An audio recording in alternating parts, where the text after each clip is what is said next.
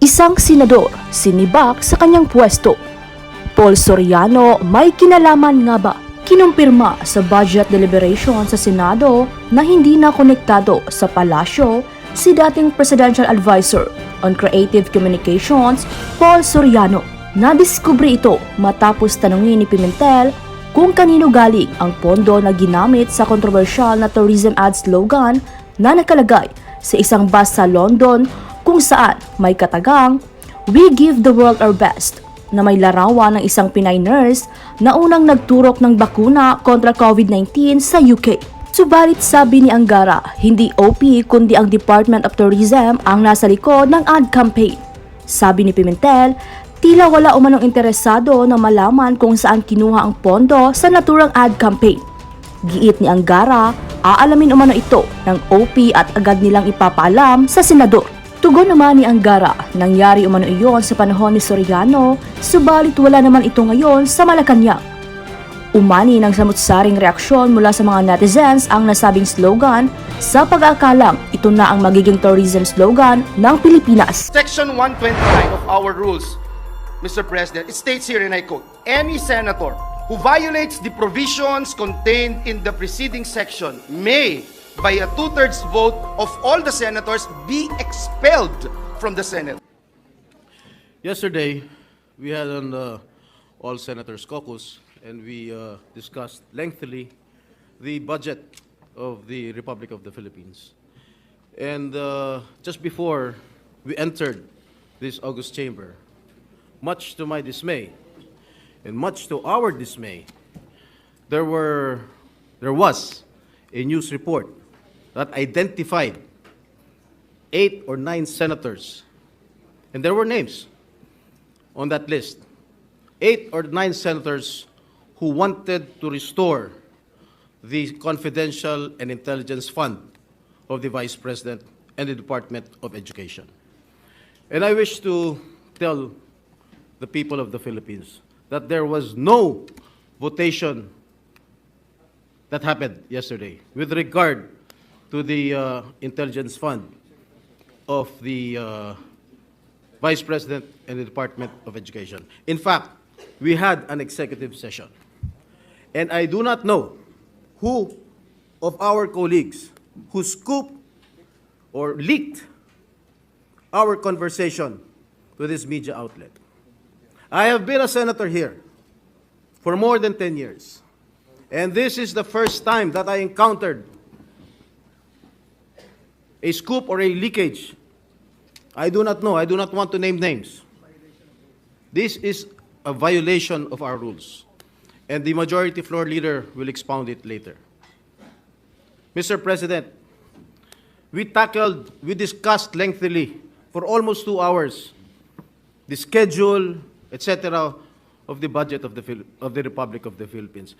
We never touched or we never voted with regard to all the intelligence fund or confidential fund. In fact, we agreed unanimously to remove all the confidential and intelligence fund, not only that of the Office of the Vice President, including not only that of the Department of Education, but all security or civilian agencies na merong confidential and intelligence fund. Mr. President, nawala. I will just read.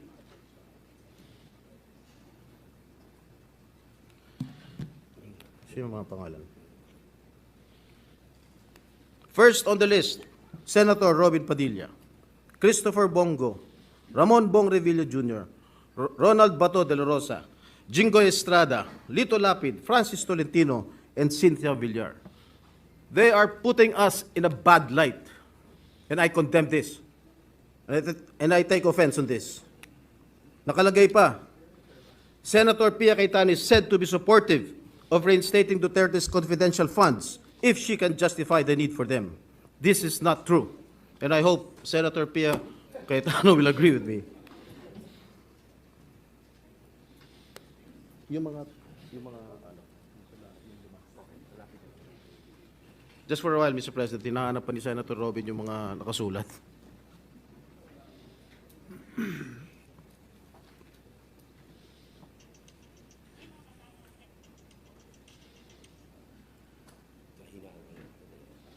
Mahina raw yung wifi. Ano ba tayo dito? Converge, PLDT, Secretary, DICT. Nako. Mr. President, Please proceed. thank you, Mr. President.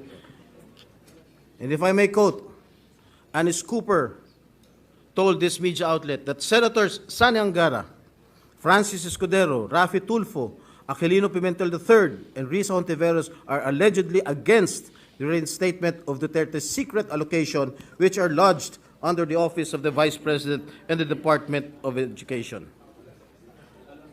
Mali-mali po itong report, Mr. President. And I think Senator Angara must not be included in this list.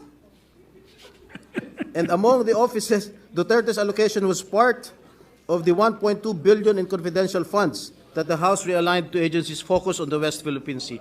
Mr. President, tumayo po ako dito dahil masamang-masama po ang loob ko. I really felt insulted. And I think my other colleagues here also felt the same way, Mr. President. And Mr. President, I stand before you and I want to make this recommendation, maybe to talk to this media outlet or to summon this media outlet and ask them, who among us violated our rules? Who among us leaked what transpired in our executive session yesterday? That's all, Mr. President. Thank you, Senator Jinggoy. Before I recognize the other members, may I just like to put on record, I too am very disappointed.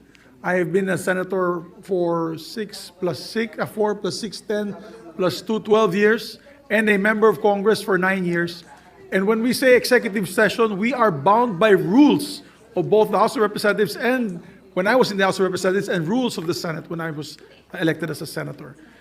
Before I recognize the majority floor leader on the repercussions of violating that rules, I would just like to put on record as well that we had a healthy discussion. There was no voting that took place. There was a healthy discussion on how we will treat this budget, particularly on the confidential and intelligence funds. It's not fair to say that one group was for this and one group was for that because in the end, tama po sinabi ni Senator Estrada, we were unanimous in the committee report that the good gentleman from Aurora will be presenting today. We are in full support of his committee report. Now, I am very alarmed. As a matter of fact, that's why we were late. I usually try to start at 3 p.m. We had a meeting with the leadership, Senator Joel Villanueva and Senator Lauren Legarda. We met because of the implications of leakages during executive session.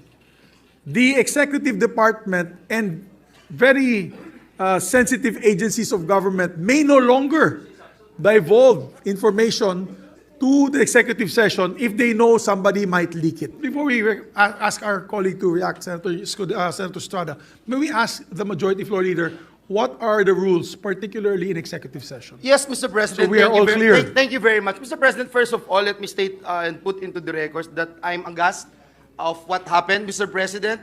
Whether this is leak or pure chismis, the fact that it came out, Mr. President, and it appears blow by blow, and unfortunately, Mr. President, the figures, the numbers, even the names that were mentioned were disoriented, Mr. President. I would just like to put into the record of this chamber, Mr. President, what our rules say about executive session. Rule, what's this? Rule, on section 126 of our rules, Mr. President. Mr. President, Section 129 of our rules, Mr. President, it states here, and I quote, any senator who violates the provisions contained in the preceding section may, by a 2/3 vote of all the senators, be expelled from the Senate. And if the violator is an official or employee of the Senate, he shall be dismissed. I'd like to put that on record, Mr. President, because at the end of the day, it's not just the leak or chismis that we're talking about here, and I agree with Senator Jinggoy Estrada being one of our veteran senator here in the Senate, Mr. President. It's more of the sanctity. It's more of the sanctity of the executive session. We continue to perform our duties and responsibilities here in the Senate. During committee hearings of Senator Bato, he would call for executive session. Paano ho tayong pagtitiwalaan ng mga nasa executive? Paano tayong pagtitiwalaan ng taong bayan kung ang ating executive session ay nangyayari po yung mga ganitong pangyayari, Mr. President? And so again, Mr. President, let me And may I add, Majority Floor Leader, Section 28, the preceding section is very important. The President, as well as the senators and officials and employees of the Senate, shall absolutely refrain from divulging any of the confidential matters taken up by the Senate, and all proceedings which might have taken place in the Senate in connection with the said matters shall be likewise considered as strictly confidential until the Senate, by 2/3 vote of all its members, decides to lift the ban of secrecy. Thank So you, ganun Mr. katindi yung Very rules clear. natin. Very clear, Mr. President. Crystal clear, Mr. President. Mr. President, Senator Jinggoy is seeking the floor. Move that Yes, he be Senator recognized. Estrada. Thank you, Mr. President. I would like to associate myself with the comments made by the Majority Leader. Kahit chismis yan or gossip yan, walang problema sa akin yan. Ang problema, bakit or paano lumabas sa isang media outlet yung mga nag-transpire sa ating usapin kahapon. Yes. That is, for me, that is the most important thing. Thank you, Mr. President. Thank you very much. Senator, Minority Floor Leader? Senator Bato de la Rosa is seeking the floor. Maybe we can Mr. give the President. Minority Floor Leader first if you don't mind, Senator. Yes, De La Mr. Rosa. President. The Minority Leader, Mr. Thank you, President. Mr. President. Ako nga, ngayon ko lang po nabasa, disappointed nga ako sa report eh. Kasi, ang sabi doon na against ako sa restoration ng CF ng Office of the Vice President. Tama yun, pero kulang. Kasi kahapon ako sinasabi ko, tanggalin din ang intelligence fund ng Office of the President. So kulang yung report, ipakidagdag sa report. Kasi the Office of the President is is a civilian office, not an armed agency, and not a uniformed agency. So kulang po, pakidagdag na lang. You are not violating the rules because you're divulging your own position. Yes. So, yes, Senator Bato de la Rosa is recognized. Mr. President, it is very unfortunate that this kind of incident happened within our midst. Number one, Mr. President, it creates distrust from among us 24 senators. Ibig sabihin, the next time around that we are going to have our caucus or executive session, hindi na ako basta-basta magsasalita. Baka mamaya, meron na naman maglilik sa media. So pangit po, 24 lang tayo dito na senador at hindi pa natin mapagkatiwalaan ang isa't isa natin, Mr. President. Number two, it tarnished the image of the Senate. 24 lang tayong hinalal ng buong Pilipinas at hindi pa natin mapagkatiwalaan ang isa sa atin na pwedeng nag-leak. If indeed, it was leaked by any member of the Senate. Kung ang nag-leak naman noon ay empleyado na nandoon sa loob, well, as a police officer, former police officer, Mr. President, I can vividly recall kung sinong nandoon sa loob. 2 staff ni Senator Angara.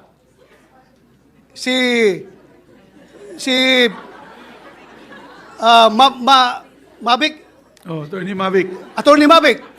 At may isang kasama si Attorney Mavic na babae. So, 4 silang nalaman ko na nandoon sa loob. Magprangkahan tayo dito. Dapat, we have to made into account yung tao na responsable dito. Hindi lang na magsisend tayo ng stern warning sa kanila. Kundi, the damage has been done. Lumabas na yung balita niya, nasira na kung sinong dapat masira, but I don't care kung masira ang reputasyon ko. Ang sa akin lang, ma-preserve yung ating reputasyon sa Senate. Hindi po maganda yung hindi tayo magkakatiwalaan dito. 24 lang tayo, Mr. President. And the waiter staff, huwag mo kalimutan yung mga staff sa likod. Yung mga waiter din, yung nandun din Isama sila. natin sa investigasyon niya, Mr. sila. President. So what if the chamber wishes, I can ask Senator Nancy Binay, who is the chairperson of the Committee on Ethics, to look into this closely, if it is all right with the body. Yes, I support, Mr. President, I support the call of Senator Jingo Estrada that yung source nitong news na ito, if it is a politiscope, he has to be called before a hearing para malaman natin kung sinong source niya. At kung hindi siya magsabi ng totoo, I will be the first one to move for the citing in contempt of that media personnel, Mr. President. Ikulong natin yan kung ayaw magsabi ng totoo. Mr. President, this is not a laughing matter. This is serious. Filipino people are watching us right now. Sabihin nila, ganyan na pala Senado ngayon, hindi ba pagkatiwalaan? Sila lang nag-uusap, maglilik pa doon sa media. It's very dangerous, Mr. President. Very dangerous. Masyadong akong dismayado. Thank you, Mr. President. We agree with the gentleman from Davao, and that's why after these proceedings, I will ask Senator Nancy Binay, Chair of the Committee on Ethics, to investigate the matter. Yes, Mr. President. After Senator, yes. Mr. President. May I move that the Senate Committee on Ethics conduct a hearing and invite the source of the news, Mr. President, so that everything will be cleared out. Mr. President, let me align myself with the observation and recommendation of the Senate President Pro Temp. I did not stand, I did not raise my hand with the intention of clearing any statement I made. I did not even read that. I don't bother reading those kind of articles. I don't. So, nung nabanggit pa yung pangalan ko, nagugulat lang ako kasi I don't bother reading those articles and I won't comment on it. What I will say is this. I will say it not because I'm repeating what I said in caucus, because I agree with Senate President Pro Temp that let's discuss it there. Because if our rules do not even make an exception. It does not even allow a senator to say, I will just repeat what I said.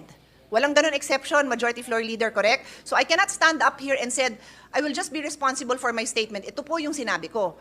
Hindi tayo allowed, walang exception sa rules natin na tumayo ang isang senador at sabihin, yung akin pong sinabi doon, ito. Kasi hindi naman magkaroon ng opportunity yung ibang 23 senators to explain what they said or what they thought. Because precisely the rule is, lahat tayo tahimik. At kaya ang parusa doon, yung pinakamabigat na parusa na expulsion from the Senate. So, ang puntos ko ay simple. Chairman ako ng isang mahalagang committee na naghihiring ng budget na yan. DepEd, CHED, DOH, and attached agencies.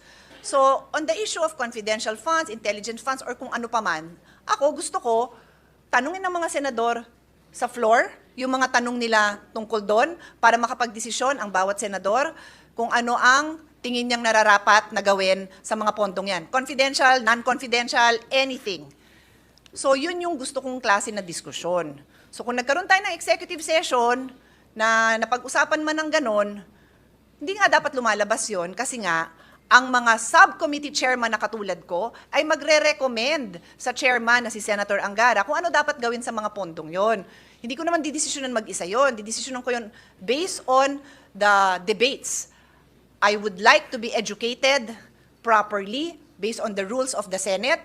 Gusto ko marinig yung posisyon ng Minority Floor Leader, ng Deputy Minority Floor Leader, ng Senate President, ng Senate President Pro Temp, ng mga baguhan na senator. Gusto ko marinig lahat yon. Anong paniwala nyo tungkol dito sa mga iba-ibang pondo and what will we do about it? Tapos, iharap natin sa taong bayan kung ano desisyon natin. So kaya nga, and I'm explaining this because the students, the young people, the old people who will now care to comment, bakit ba may executive session? Bakit ba kayo nagsisikreto? Wala naman kaming balak isikreto, ilalabas nga yun. Pero minsan may mga diskusyon na gusto natin marinig yung opinion ng bawat isa na walang titigil nung, kunyari gusto kong magtanong ng, it's a stupid question, pero tatanungin ko na, di ako mahihiya. Diba? Aminin natin, minsan nahihiya tayong magtanong dahil, kasi bago lang ako, di kaya kami executive session para lahat pwedeng maitanong, lahat pwedeng mailabas. Kaya dapat sikreto yun. And then at the right time, mapapag-usapan. I wanted to explain that lang, Mr. President, for the benefit of those watching us. Kasi ang puntos is, bakit kayo may executive session? Bakit kayo may tinatago? Wala akong tinatago. Nagdidiskusyon ng maayos para bang magulang. Let's say, for example, na wala itong nangyaring ganito sisermo na ni Senate President o kaya ni Senate President Pro Temp ako, sisermo na nila ako. They will do that in private.